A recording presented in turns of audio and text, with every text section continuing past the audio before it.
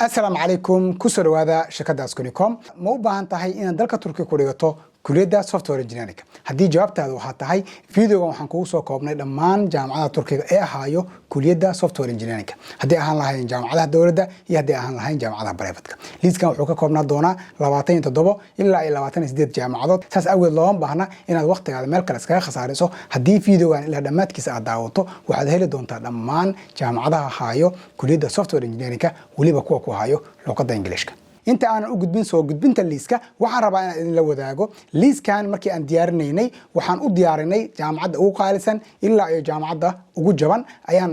listan ku sameynay saas awgeed wuxuu ka bilaaban doonaa jaamacadda ugu qaalisan ee bixiso kuliyada software engineering wuxuuna ku dhamaan doonaa jaamacadda ugu jaban ee bixiso kuliyada software engineering waxa kale muhiim ah inaad ogaato liiskan aan soo gudbin doono jaamacadaha qaar waxay leeyihiin tig jaamacadaha tigta leh micnaheedu waa maxay waa jaamacadaha anaga aan soo saarno oo hadii aad website-keena booqato ama aad xafiiskeena kugu dhawaado booqato waa jaamacadaha aan qaab lacag la'aan kugu xareey karno saas awgeed hadii aad u baahan tahay jaamacadaha tigta leh in lagu xareeyo ha hilmaamin inaad nala soo xiriirto oo waliba aan kugu xareyn doono qaab lacag la'aan ilaa iyo diiwaangelintana aan ka caawin doono haddaba aan isla eegno liiska jaamacadaha Turkiga ee kuliyada software engineering ku haayo luqadda Ingiriiska liiskan jaamacadaha aan rabo inaan la wadaago wuxuu ka kooban yahay 26 jaamacadood saas awgeed degdeg ayaan rabaa inaan u akhriyo hadii aad u baahan tahay waxaad joojin kartaa fiidiyoga kadibna screenshot ayaad ka qaadan kartaa haddaba aan bilowno Atilum University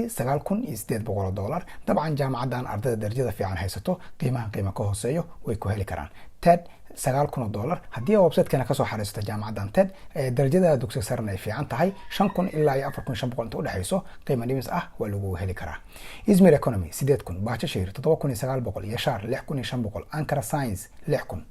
Istinye 5,400 Aydin 5,000 Maltepe 5,000 Işık 4,800 Okan 4,500 Çankaya 4,000 Haliç 4,000 Fatih Sultan Mehmet 4,000 Üsküdar 3,900 Altınbaş 3,500 Middle East 3,500 Nişantaşı 3,400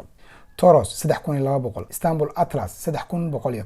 Türk Hava Kurumu 2,800 Ostim Technical 2,250 Hasan Kalyoncu 2,000 Ankara Yıldırım Bayezid 1,700 Muğla Setki Koçman 1,500 Sakarya 4,150 jaamacadaha gaduudka ah waa jaamacadaha dawladda saas awgeed qiimahooda marba isbedeli kara la soco inaad website-kooda booqato ha hilmaamin jaamacadaha tagta saaran tahana waa jaamacadaha shirkaddeena ay soo saarto saas awgeed hadii aad u baahan tahay jaamacadaha tagta saaran tahay wax ka soo xariisan kartaa website-keena